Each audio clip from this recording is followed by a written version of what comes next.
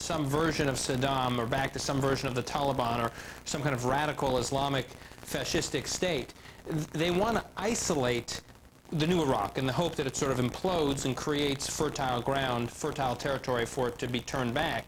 And to isolate Iraq means you've got to make life there very difficult for people who want to invest in Iraq, business people, for diplomats, for journalists. And so if you see journalists and diplomats and business people, contractors, are the ones who are usually targeted, kidnapped, and killed in the hope that it'll discourage others from coming and therefore isolate the country from external assistance. Well, the other day, a Sunni who was a member of this team that's writing the Constitution that hopefully will get done by August 15th, he's assassinated. Right. So just anybody, even if you're a Sunni, if you're working with the current Iraqi government, you're in trouble.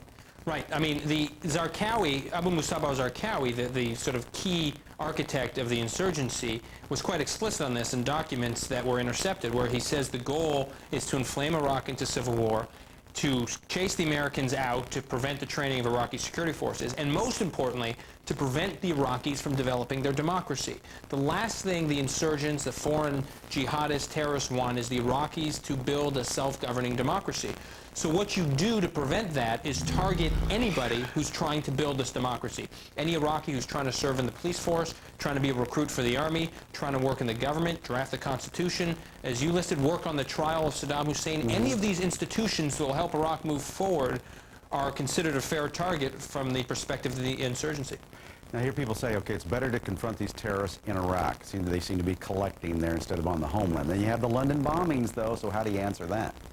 Well, look, I think right now many people believe that if you are a terrorist and you want to confront America, you want to confront the West, the easiest way to do it right now is to go to Iraq, which is, cuts both ways. From our perspective, better to be engaging the terrorists in Iraq than engaging them here at home. That said, there are going to be exceptions. There are going to be times where the terrorists see vulnerable situations, be it Spain or in the UK or other parts of the world, and they're going to target there from time to time. But most of the terrorist action, for better or for worse, over the last 20 months has been in Iraq. Okay, question here, Dan, real quick.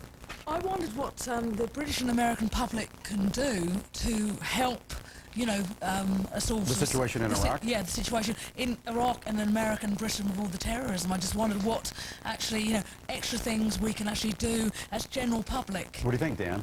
Well, if you look at a case study of Israel, right? Israel, no country has spent more resources, expended more resources and more energy on trying to prevent against just the sort of suicide bombings we're seeing in the UK or in Iraq than Israel. And yet, up until a couple years ago, they themselves weren't able to inoculate themselves against these sorts of attacks. But one thing they did do that was effective is that they moved on.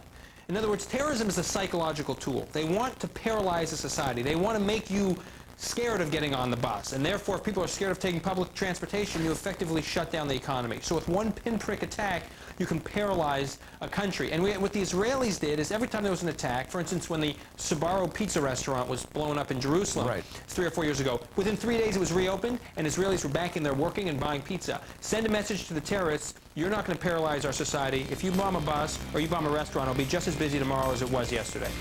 Dan Senor, thank you for that fresh information out of Iraq. Controversy over a painting in California. Some say it's an expression of freedom. Others say, flush it. We'll talk about that artwork out in California. And it's hot. It is so hot, especially out west. Extreme temperatures and fires.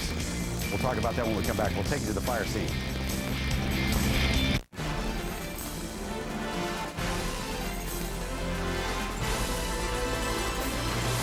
Your world, Fox News. You're about to see a meeting of one of the most powerful financial organizations in the world.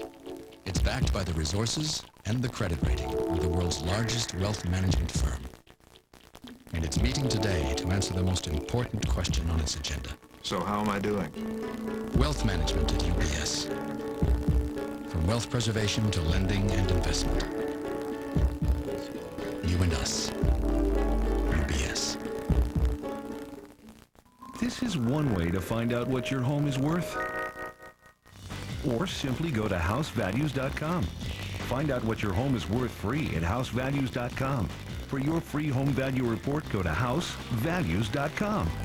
Tonight at Red Roof Inn, Bill stays in a Business King room. Look at his space. And feels like a Business King himself. Multitasking. Chances of me working are remote. Don't miss the redesigned, rededicated Red Roof Inn and Accor Hotel. This summer, get out of the sun and get in front of DirecTV with premieres of Barbershop and Weeds. Jesus, Nance, you weren't kidding. This stuff is primo. Chill out with brand new episodes of The Closer, Rescue Me. I'm a fireman, man. Come on. And Queer as Folk. Then DirecTV brings you the biggest sporting event of the summer with Major League Baseball's Race for the Pennant. Cool premieres, new episodes, championship events. This summer, get out of the sun and get in front of DirecTV. Introducing NFL Sunday Ticket Superfan. A new premium tier package for NFL Sunday Ticket subscribers featuring Game Mix, 8 live games on a single screen. The Red Zone channel, real-time highlights featuring the biggest plays from around the league as they happen. Shortcuts, every game replayed in 30 minutes or less, and over 100 NFL games in high def. NFL Sunday Ticket Superfan, just another example of how DirecTV is rethinking the way you watch football. So that's it? I'm hooked up for NFL Sunday Ticket? I never thought that I could see all these games on my TV, but now with this dish I truly see how beautiful life can be. Cause I got the Sunday Ticket. It's Mike Payton! The NFL Sunday Ticket, check him out. I never thought I'd see the day when I would have the juice to say, hey Butkus, come watch the Bears. I never thought that I would see all these games in sweet HD, cause I have said it couldn't be done. Oh, it can be done. NFL Sunday Ticket, NFL Sunday Ticket. This is how watching football games should be. It's NFL Sunday Ticket from DirecTV.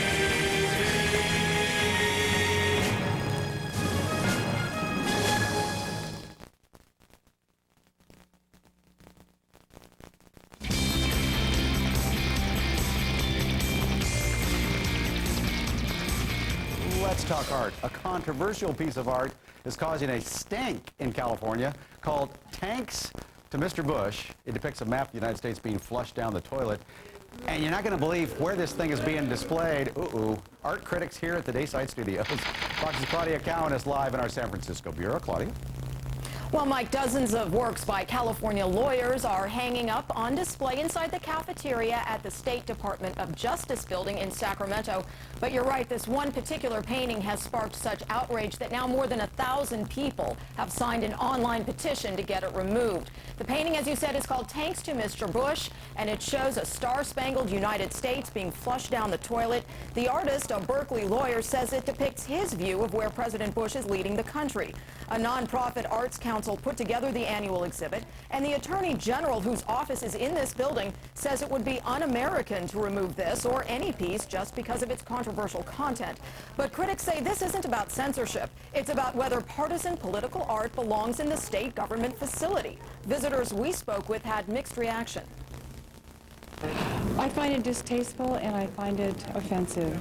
I don't like the political implications personally because I believe that it is a state building and it's financed by the taxpayer. I think it's actually representative of what the Bush administration's doing right now. I think it hits close to home. The exhibit itself is privately funded, and Attorney General Bill Lockyer maintains he had nothing to do with selecting the pieces on display. But critics suggest the high-ranking Democrat would never have allowed art depicting a negative image of women, for instance, or desecration of the gay pride flag. Critics say the Attorney General is misguided.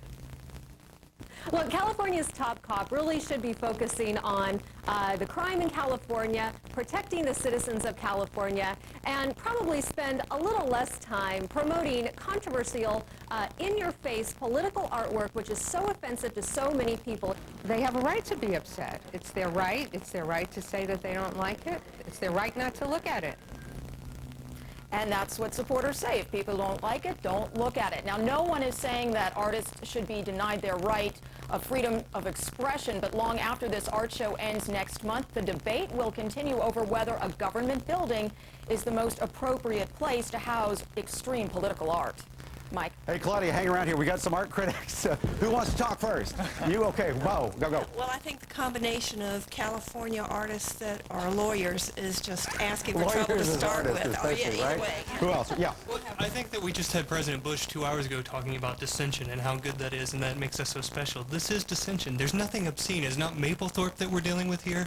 It's not disgusting. Although it is a pathetic piece of art, it's not great in any way, shape, or form. MoMA's not calling. It is just a voice of dissension, yeah. Originally born in Alabama, and we have an expression in the South, get your heart in Dixie or get your bum out. And I think that this should apply to the United States of America. Get your heart in the USA or get your bum out. Wow. Goodness gracious. Claudia, thank you for that report. You bet, Mike. What are you saying to me, Michelle? Just speak to me, babe. And I shouldn't say babe. What a horrible. We're taking a break. Coming right back. Don't go away.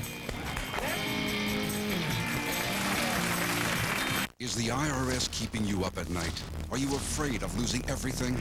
Don't let the IRS control your life. Hello, I'm John Harris, president of J.K. Harris & Company. The IRS can attach your wages, your pension, your savings, even your Social Security checks. If penalties and interest have made your IRS problem go from bad to worse, call us now. Call the IRS experts at J.K. Harris now for your free confidential tax settlement analysis.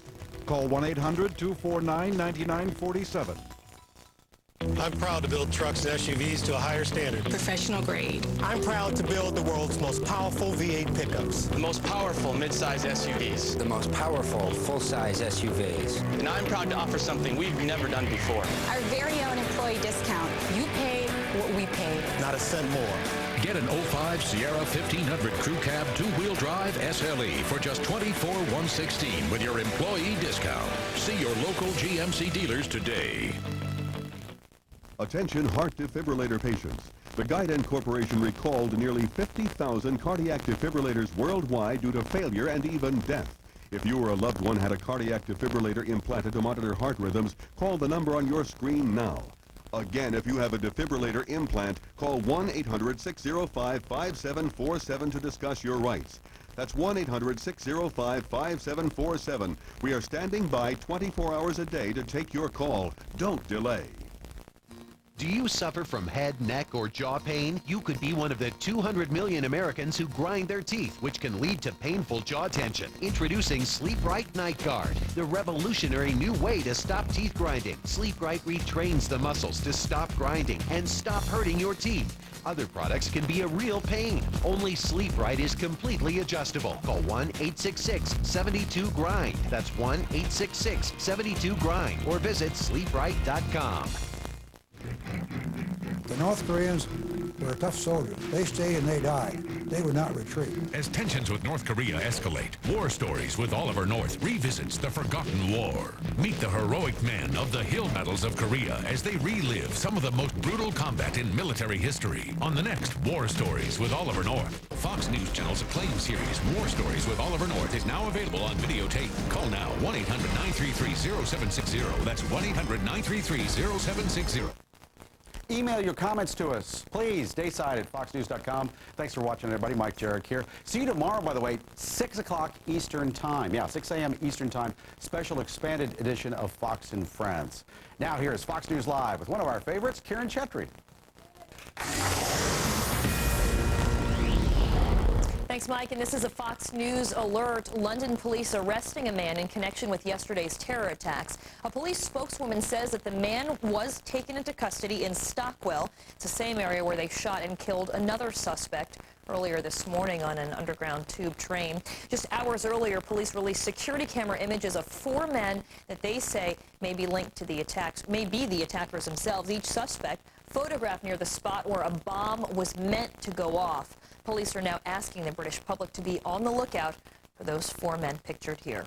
Fox News reporter Simon Marks is live in London with more on the latest developments, including the news of this arrest. Hi, Simon.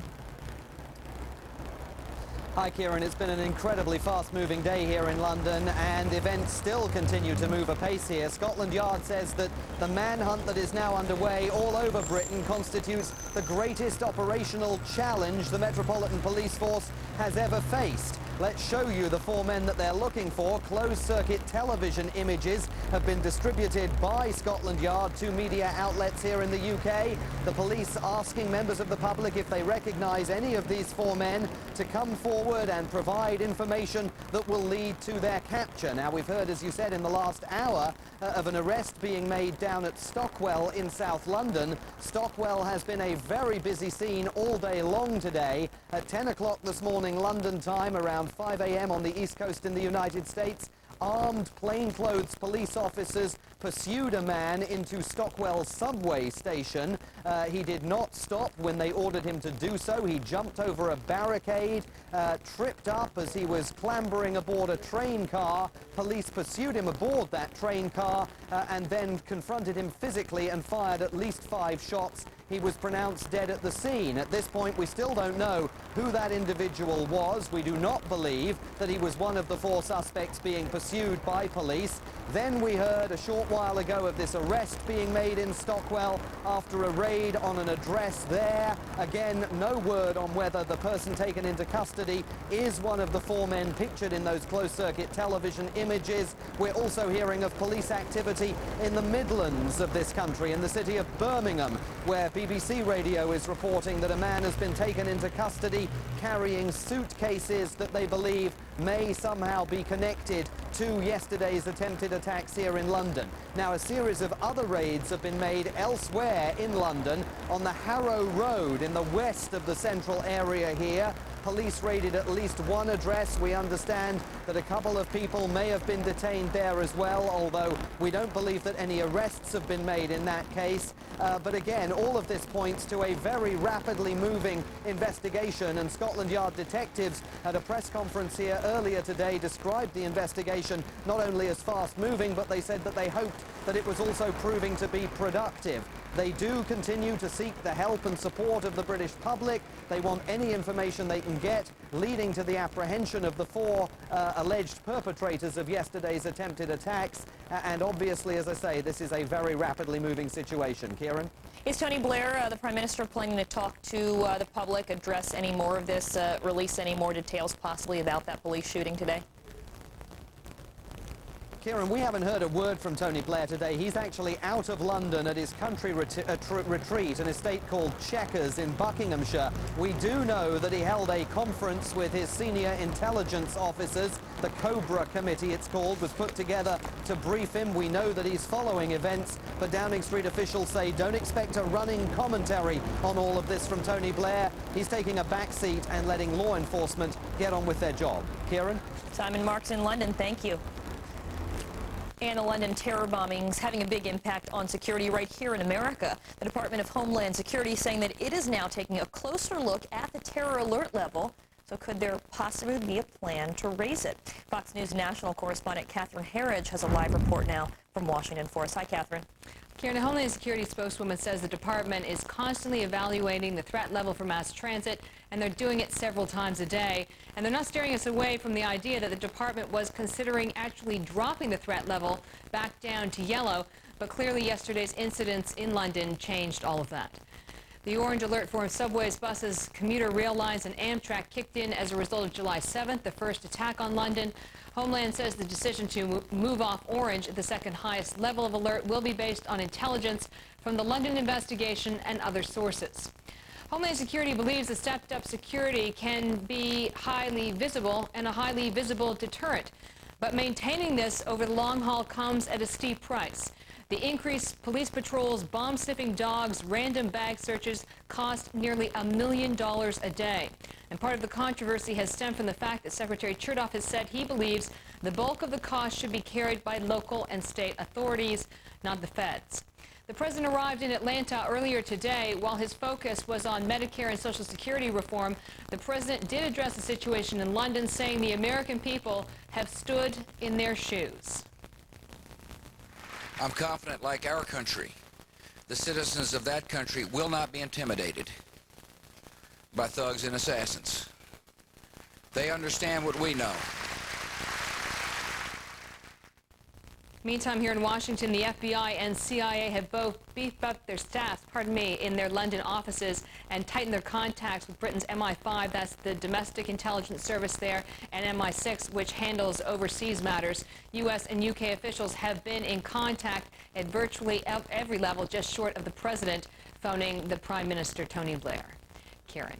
All right, Catherine Herridge in Washington for us. Thanks so much. Welcome. America's largest transit system has new security measures in place starting today. New York City police now searching passengers' bags and packages. They say it's at random, and they're hoping to stop any possible bomb plots in their tracks. Fox News correspondent Julie Banderas is live in New York City's Penn Station in Midtown Manhattan.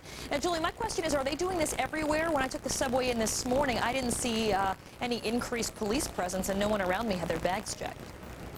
Yeah, well, here at Penn Station, we are seeing a lot of increased security, but, you know, that's a good question, Kieran, because officials are saying they're not exactly going to pinpoint where they're going to be. I think that's basically the idea, so that people can't expect to get off the trains and know that they're going to be there waiting, sort of as a deterrent here. But surprisingly, even after the heightened security here in New York City that we've seen since 9/11, New Yorkers are experiencing a first today. This is the first time ever, believe it or not, that New York City police have been conducting these random checks, checking people's bags and randomly stopping people. And they've got a lot of people to check as police across the region stepped up transit security in response to the terror threats in London.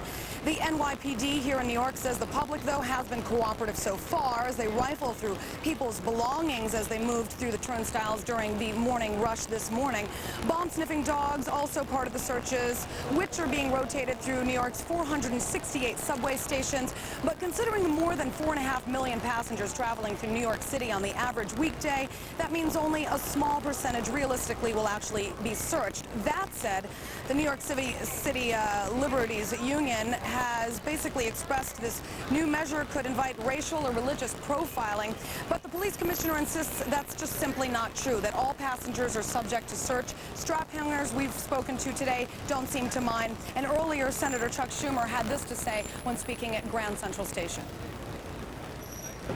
I support the searching of knapsacks because in our post-9/11 world, you can't be too careful. And I think most transit riders would understand the extra inconvenience, it's small, is worth it for the extra safety.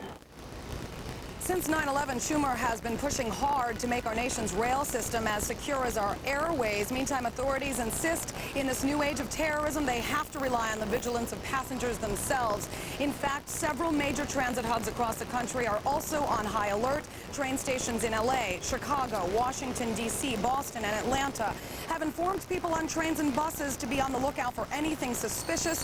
Here's some things to look out for. A potential bomber could give himself away by perspiring profusely, avoiding eye contact, maybe mumbling or chanting, or even wearing clothes unsuitable for this time of year, such as a heavy coat during the summertime. Now, officials have declined to say exactly how long they're going to be doing this. However, in stations across the country since July 7th on the London terror bombings, they have been on high alert, meaning code orange. Don't know how much longer that'll go on, but here in New York, the vigilance is certainly on for passengers. Back to you. Julie Banderas, live for us at Penn Station. Well, America's busiest airport is using some new technology to help keep travelers safe. Atlanta's Hartsfield-Jackson International showing off some new and improved equipment. It's brand new technology that includes an explosive response truck and also a special robot that is able to pick up suspicious devices. Airport officials say that the new equipment will provide much better security. 88 million passengers are expected to fly through Atlanta's Hartsfield-Jackson Airport this year alone. Well, the U.S. Border Patrol wants to start up a Border Patrol Auxiliary. If it sounds familiar, that's because of that Arizona group of volunteers, the Minuteman Project. They've already been patrolling the borders. And while the Minutemen are not sanctioned by the Border Patrol, the agency has said that they do appreciate that help. Not everybody, though, agrees. Fox News correspondent Adam Housley is live in Los Angeles with more on the story. Hi, Adam. Hey, Karen, you know, the Border Patrol has actually quickly changed its stance from just a couple of days ago. Now, despite that, there is no denying whether you agree with the operations that went on down in Arizona back in April, in fact, a couple of months ago, whether you agree with that or not, they have shaken things up a bit in Washington and, for that matter, along the border as well. Here's how it all went down. On Wednesday, during an interview with the Associated Press, the head of Customs and Border Protection here in the United States, right under Michael Chertoff, Robert Bonner, said that he was looking at the idea of allowing U.S. citizens to help out with the battle against illegal immigration, a Border Patrol auxiliary, if you will.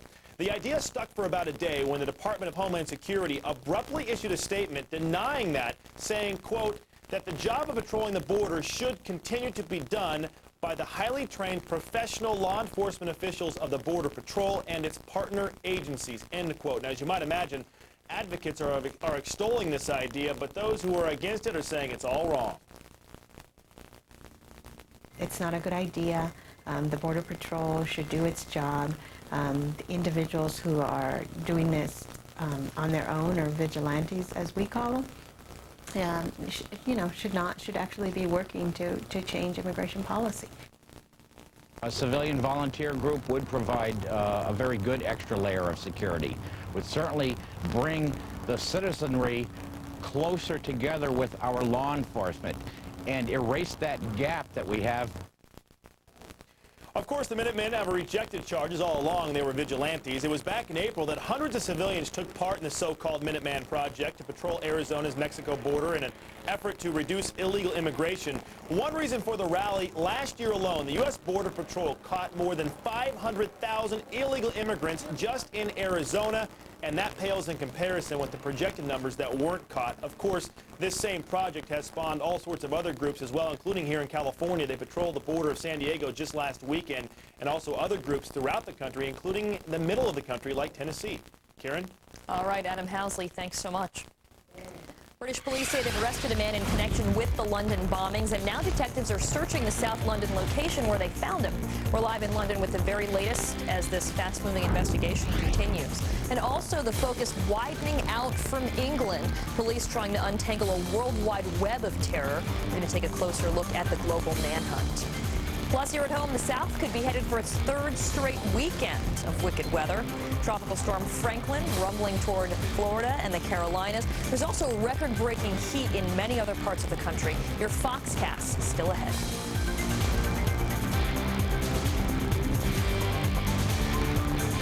Honey, these seats are so good. It's one of the worst moments you may ever experience. Allstate wants you to be prepared, because it could happen to you. That's why having quality car insurance is important. You want to be well protected. You want a good price. Drivers who switched to Allstate saved an average of $338 a year. Quality car insurance should be affordable. That's Allstate stand. Are you in good hands? Judge John Roberts was unanimously approved by the Senate to be a federal judge. Top of his class at Harvard Law, John Roberts served 2 presidents and argued 39 cases before the Supreme Court. He was awarded the ABA's highest rating. Colleagues call him brilliant and praise his integrity and fair-mindedness. Now President Bush has nominated Roberts for the Supreme Court. Shouldn't a fair judge be treated fairly? Urge the Senate to give John Roberts a fair up or down vote. I get headaches a lot. Some weeks it's like I get one every day. It was so frustrating. I used to take anything in reach. I knew some medicines cause stomach problems, but my stomach felt fine. And then I found out, even if you don't feel it, aspirin can be damaging to your stomach. So maybe there's some problems going on that you don't even feel. I'm not okay with that. The pure pain relief of Tylenol works fast on your headaches and is safer on your stomach.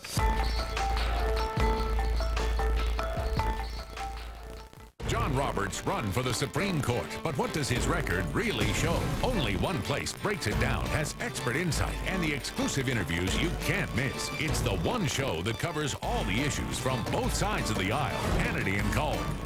As the Natalie Holloway investigation intensifies, only Greta's got the complete coverage you crave. With new clues, new evidence, and new twists. Are we on the edge of a new break in the case? Don't miss a minute of On the Record. Nothing gets by Greta.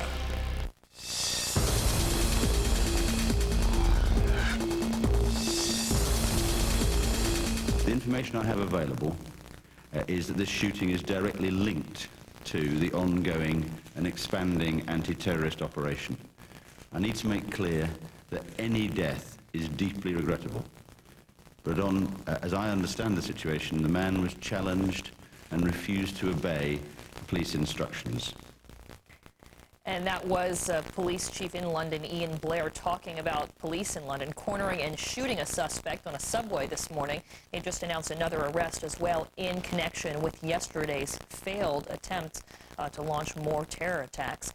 These are surveillance cameras showing some video of what police say are the 4 key suspects they believe right now. Just hours ago, police released these photos of 4 suspects caught on tape, each of them at various attack sites around London. We're talking now about the police work with Danny Colson, former FBI Deputy Assistant Director. Danny, thanks so much for being with us.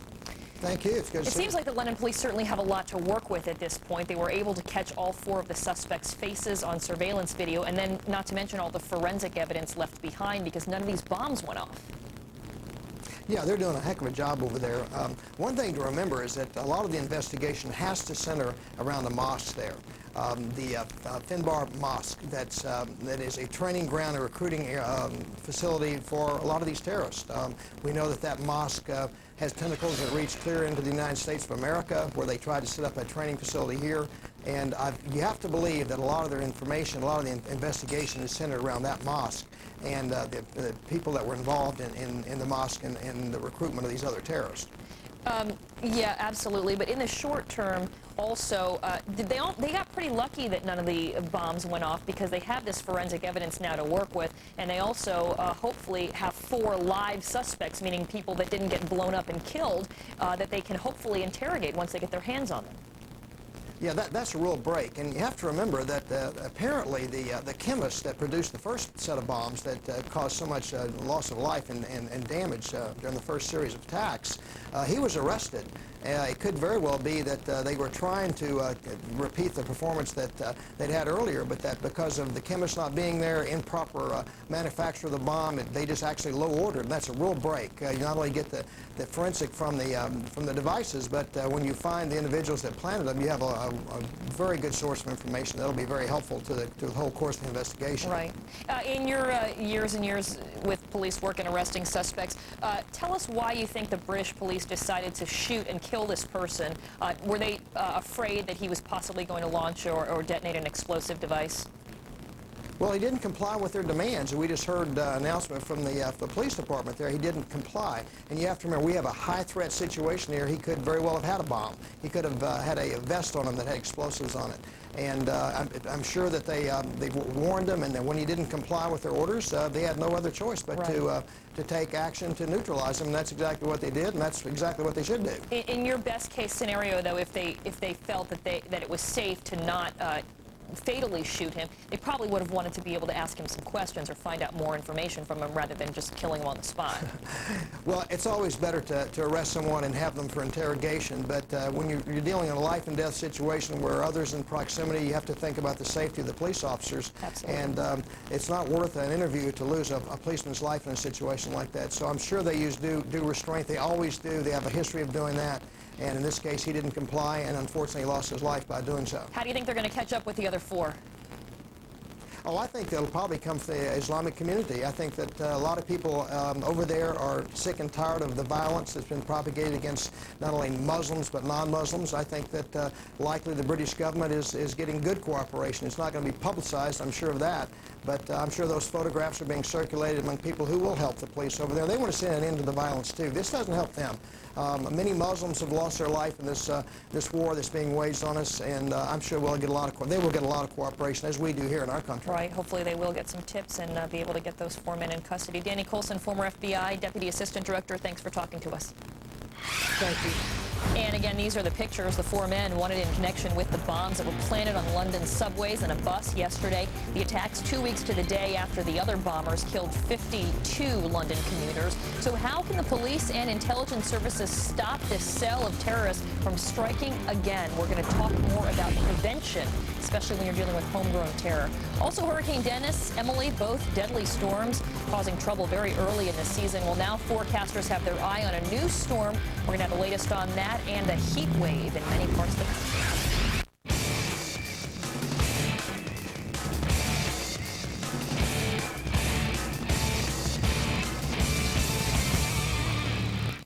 Do you really love love your pet? Then treat him like one of the family with the Pet Groom Pro, the ionic breakthrough in pet care. Look, shedding fur makes the home a mess, and where there's fur, there's allergens and odors too. Odors are their way of telling you they're not clean. But Pet Groom Pro bathes your pet in cleansing ions instead of soap and water, like a waterless bath. That's right, its remarkable ionic grooming power emits millions of cleansing ions that neutralize odor-causing bacteria and impurities as you brush. The patented faceplate captures it all like a magnet, and it cleans off in a snap. Look again. Odors, allergens, dander, and shedding off your pet and out of your house. No other brush in the world cleans and cleans up like it. It's battery-powered, completely silent, so even jumpy pets stay calm. No more bath time battles. No soap, no water, no mess. Pet Groom Pro cleans, conditions, and neutralizes bacteria and odors in one easy motion. Your furniture stays cleaner, and you and your pet stay as close as can be. You love them no matter what. But the Pet Groom Pro makes your home more livable and your pet more lovable. Trips to the groomers are expensive, and they're tough on your pet, too. Ionic air purifiers cost hundreds of dollars. But now, you get the same powerful technology in the palm of your hands for just $14.99. But wait, order right now, and as a special bonus, you'll get our Sonic Flea Collar that controls fleas without chemicals or pesticides and never wears out. A $20 value, absolutely free. That's right, you get both. The Pet Groom Pro and the Sonic Flea Collar, an incredible $60 value for just $14.99. But you have to call now. Here's how to order. To order Pet Groom Pro, have your credit card ready and call 1-800-248-7922. That's 1-800-248-7922. So call 1-800-248-7922 and order now. I just got Verizon DSL service instead of cable, and I'm glad I got it. It's $29.95 a month for Verizon. The speed and the price stayed the same. Verizon DSL is so fast, it's like lightning. The DSL thing's got me flying. Verizon Online DSL is super fast, and it includes all the great features of MSN Premium. Not so with cable. Now you get pop-up blockers, firewall, an antivirus thing, and parental controls. Parental controls, that's huge. It can be all this stuff, and it's inexpensive. I'm loving it. I'm saving a ton of money. I had a lot of choices, but I went with Verizon DSL. Now you can get an even better deal on Verizon Online DSL. It's our lowest price ever. Just $19.95 a month for 3 months when you call 1-888-670-1375 before July 31st. Compare that to cable. That's 1-888-670-1375 to take advantage of this special offer. It's definitely a no-brainer.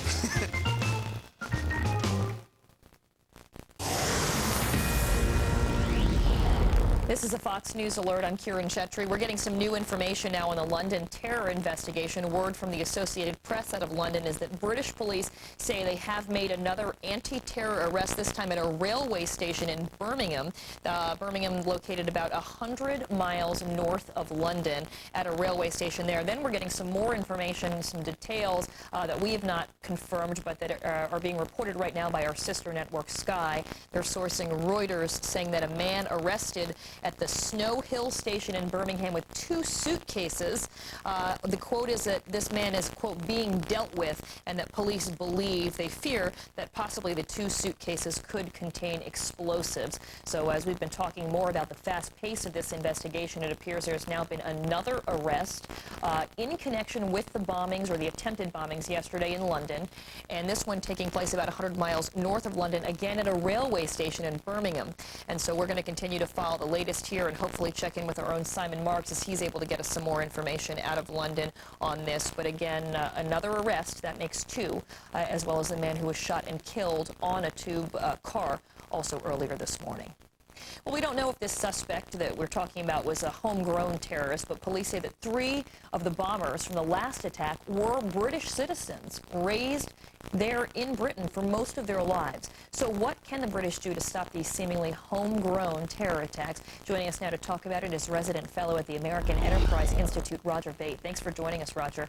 It's a pleasure. Good afternoon. You know, the question is, how do you know who...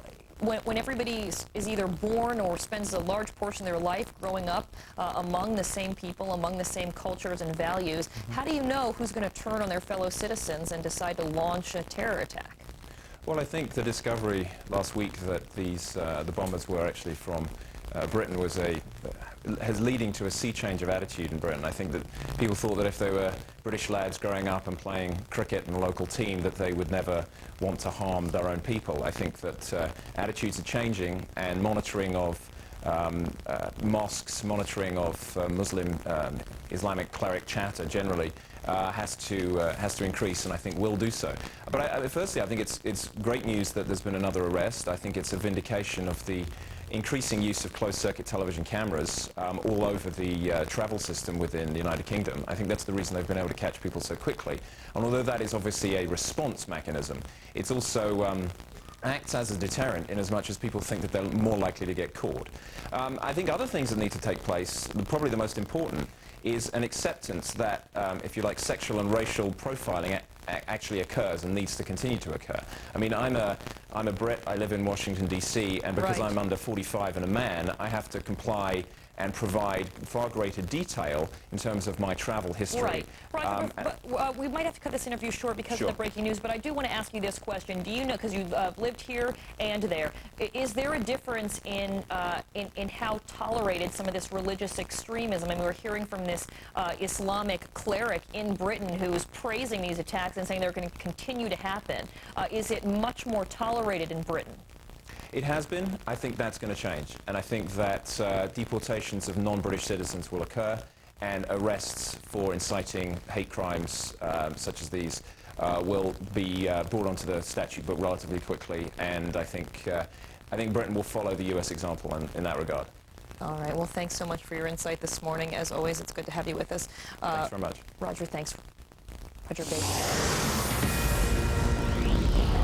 A Fox News alert, we want to bring you up to date because we are getting a few more details at this point. We know right now that there has been another arrest, at least according to several different wire reports this morning in Birmingham. It's about 100 miles north of London. It took place at a rail station there where police arrested a man, and they say that they seized at least 2 suitcases while making this arrest. They also say that that rail station was then evacuated. They told people to clear out, and they cordoned it off. It's still not clear at this point if the suspect was detained in connection with yesterday's attacks. There is some of the reports that say that is the case. But again, this was an arrest, and there were 2 suitcases. And police say there's a possibility explosives could have been inside. So we're going to continue to follow this. We're going to check in with our own Simon Marks, who's following the latest developments out of London, when we come right back here on Fox News Live.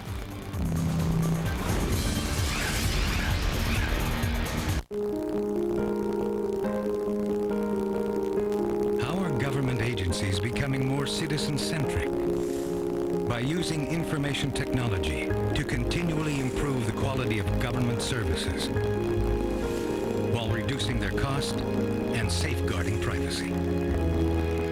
E-government, turning data into knowledge and knowledge into action. Lockheed Martin, we never forget who we're working for.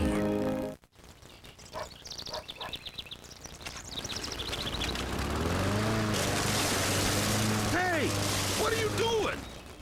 Oh, I just got a new home loan from Ditech.com and paid off all my credit cards. Get cash or consolidate bills with Ditech's flat fee home loan. The total lender fee is just $395. You'll save thousands in closing costs, and the process is fast and easy. Online or over the telephone 24/7. Log on to Ditech.com or call 1-800-767-LEND.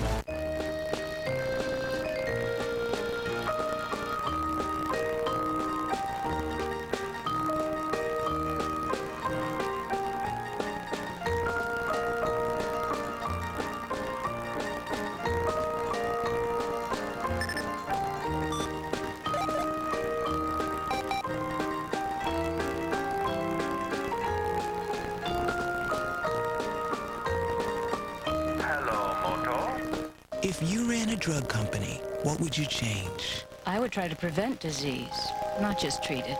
I would go after the really tough diseases. I'd make it so folks wouldn't have to choose between their groceries and their medicine. At Merck, we believe in the same things you do. Because 50 years ago, George Merck told us to put patients first by creating novel medicines and vaccines and getting them to the people who need them.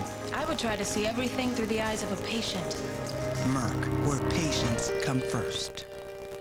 Saturday, will you end up retired and broke? Find out how to have lots of green for your golden years. The financial breakdown on Bulls and Bears. Then, will Bush's Supreme Court nominee get Wall Street's vote? Don't miss Cavuto on Business. And will baby boomers spell bust for the housing market? The shocking answer on Forbes on Fox. Plus, the stocks you don't know that will spell big profits on Wall Street. The names on Cashin' In. Saturday, it's the #1 business block in all of cable news. The Cost of Freedom starts at 10 a.m. Eastern. More breaking news out of London this afternoon as we're getting new information in the terror investigation. British police right now making another arrest. It's being reported this time in Birmingham, about 100 miles north of London at a rail station. Police making the arrest, also finding some suitcases, and apparently they're trying to make sure now that those suitcases do not contain explosives. For more details, we're going to check in with our own Amy Kellogg, who is also getting details for us from London. Hi, Amy. Hi, Karen. I don't have a lot more for you than that. We don't know at this point if the arrest in Birmingham is linked in any way to the events here yesterday or on the 7th of July. Birmingham is England's second largest city, Kieran, and just shortly after, I don't remember the exact date, I believe it was the Saturday night after the 7/7 attacks, the whole downtown center of Birmingham was completely evacuated. 20 or 30,000 people were forced out of the bars, the pubs, their homes, because there was a very specific terror threat to the city center. There were controlled explosions on buses in Birmingham. It was extremely rattling for residents. It was very dramatic. It turned out to be nothing ultimately, but Birmingham certainly has been nearly as edgy as London has been. Again, one man arrested in Birmingham, and police are dealing with the suitcases, bomb disposal units on hand if in fact they feel that they need to actually do something with those suitcases. Now, Kieran, also there's a bit of confusion about what happened here at Stockwell today. Police have just released, a man was shot in the subway station just behind me. Police have just released a memo saying that they are still in the process of formal identification of the individual, and they are not sure if he is in fact one of the 4 bombers they released those closed-circuit TV images of today. Police are now saying that the man emerged from a house that was under surveillance because it was linked to yesterday's incidents. He was then followed by surveillance officers to the subway station, and his clothing and his behavior appeared very suspicious to those officers. Eyewitness reports say the man had a heavy coat on. Police say he wouldn't heed their commands to stop, so they shot him. Shot. As part of the operations linked to yesterday's incidents, Metropolitan Police officers have shot a man inside Stockwell Underground Station. That happened at approximately 10 o'clock this morning. Both London Ambulance Service and the air ambulance attended, and the man was pronounced dead at the scene.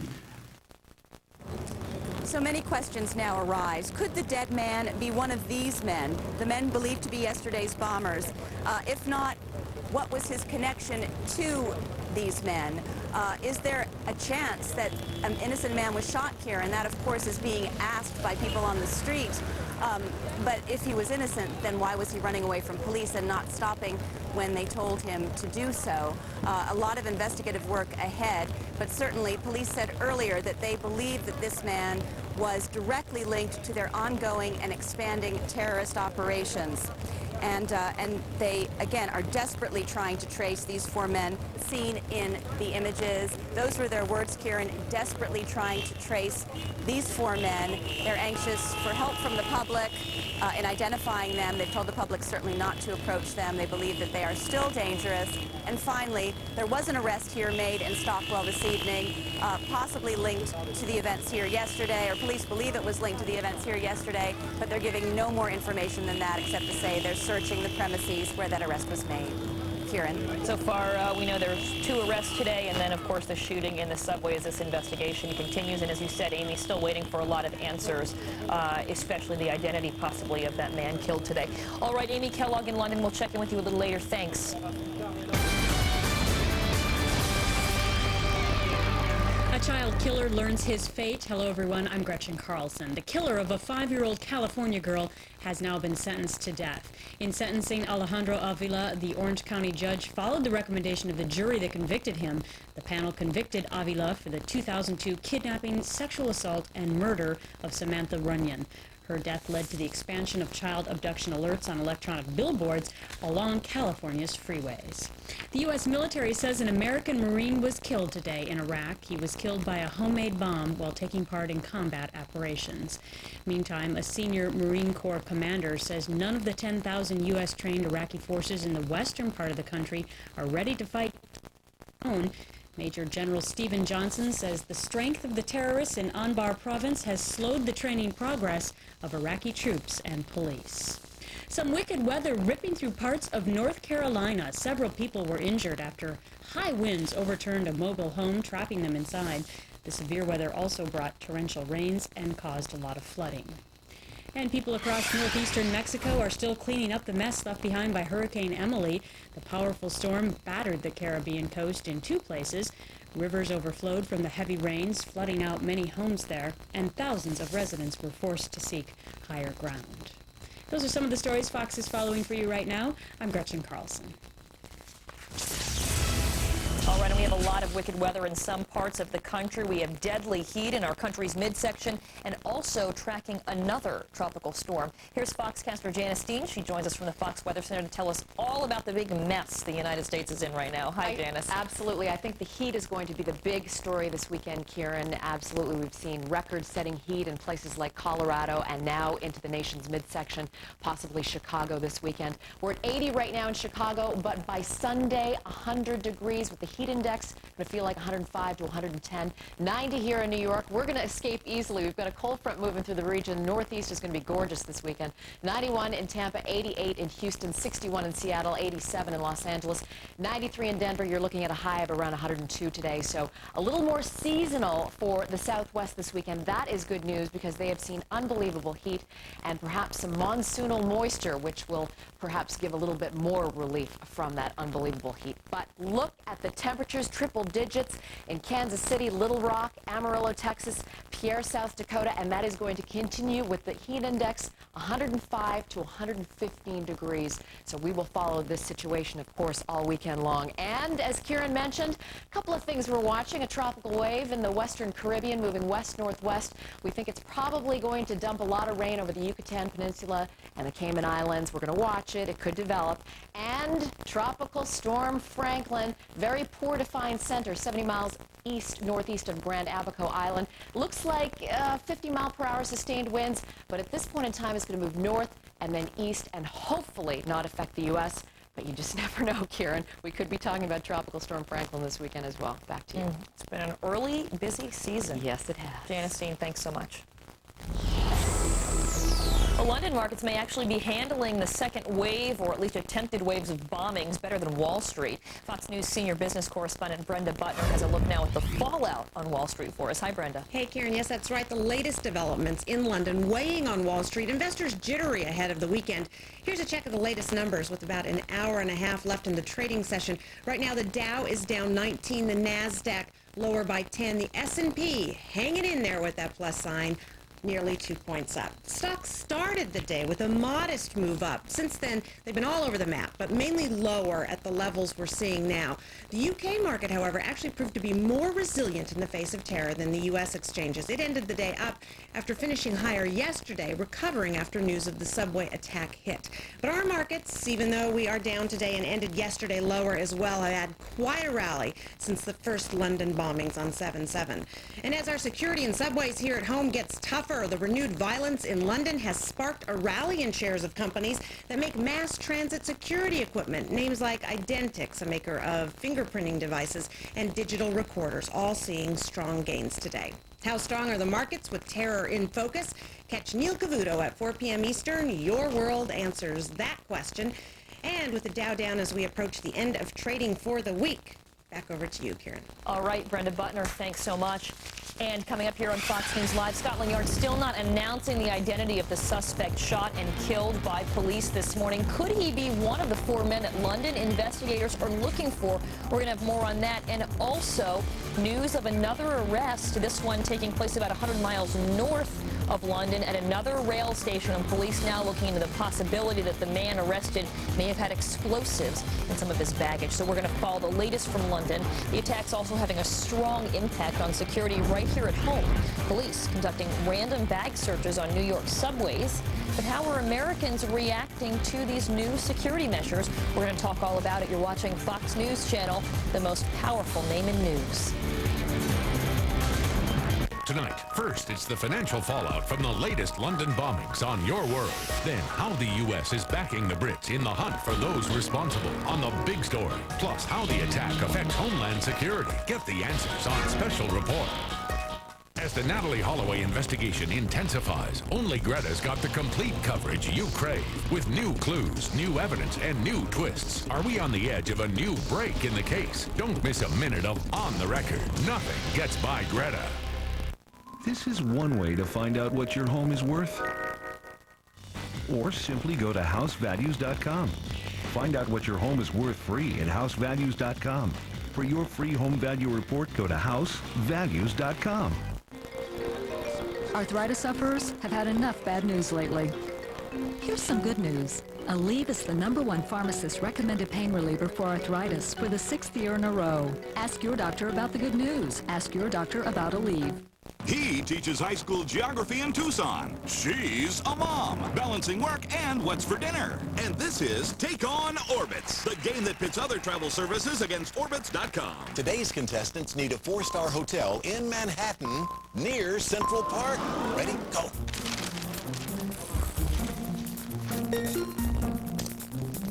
Done! That new Orbitz neighborhood matrix makes it easy to find the right hotel. Next time, Orbitz.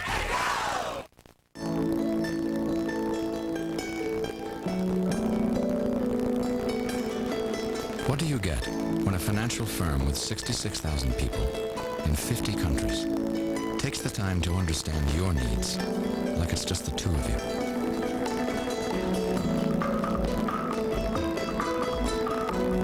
Could it be the most powerful two-person financial firm in the world? You and us. UBS.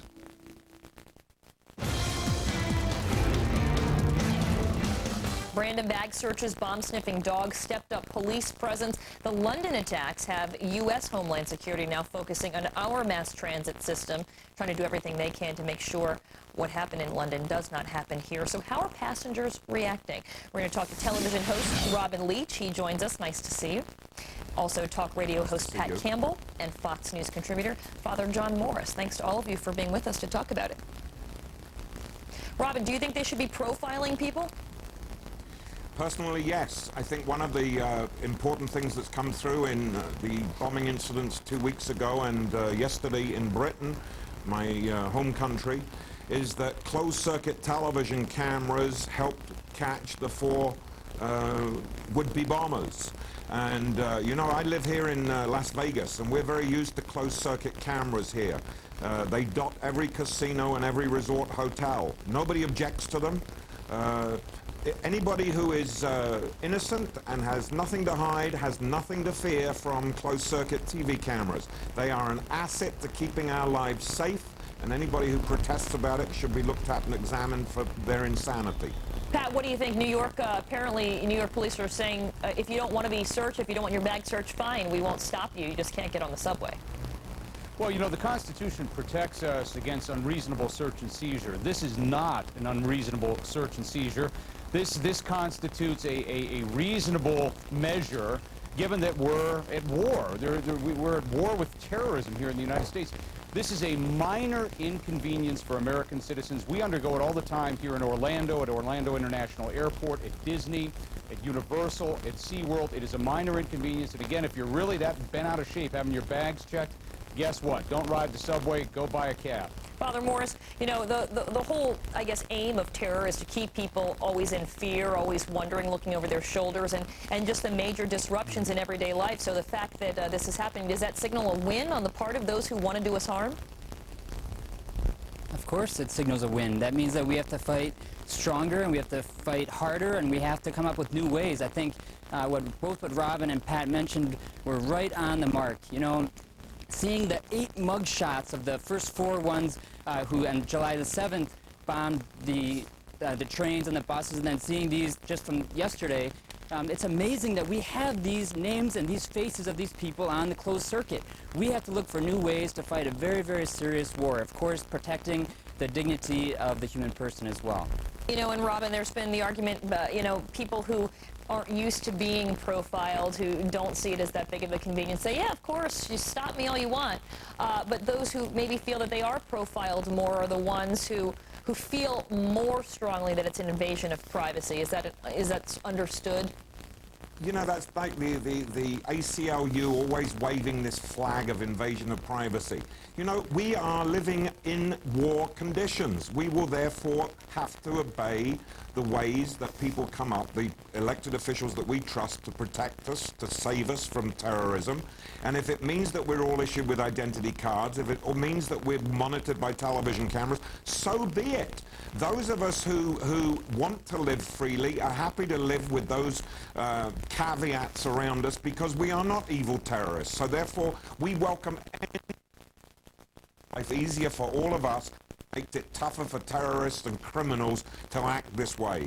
Yeah, I want to ask this question to Father Morris because it's interesting, the article today about that cleric in Britain who is praising these attacks, saying that they're going to continue as long as Britain has any role in Iraq. How do you balance the right to free speech with the worry of, you know, a religious leader, somebody who is respected by at least some? That's not free speech. Well, let me let Father Morris weigh in on that. How do you balance that and keep a society free with liberties, but at the same time safe? Well, first of all, I'd like to say this man is not a religious leader. He may put his name up there as religious leader, but he's a parasite, and he is an imposter of religion. And that needs to be very, very clear. This is not extremists like this who are killing innocent people are not religious leaders. They're criminals, and they need to be treated as such. We need to respect free speech. Of course, we have to watch, what is this guy doing? If he's talking like that, is he involved with anything else? We have to be very tough on him. Pat Campbell, do you think somebody that encourages attacks and encourages more violence against people in their own country should be deported?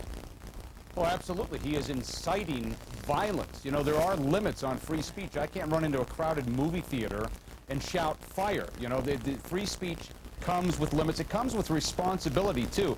And for this cleric to say what he said in the press today, it's outrageous. It just crosses the line, and it's obvious that he is inciting his followers to acts of violence. All right, we're going to take a quick break. Interesting topic, of course. And when we come back, we're going to talk more about some other things, including the problem with homegrown terror in Britain. Also, London police still searching for 4 men in yesterday's terror attacks, now making 2 separate arrests. We're live in London with more on this breaking news. Also, President Bush's nominee for the Supreme Court preparing for the nomination, the confirmation process. Now, here's your local on the 8s. And immediately following, stay tuned for Tropical Update, expert analysis of the latest storm activity.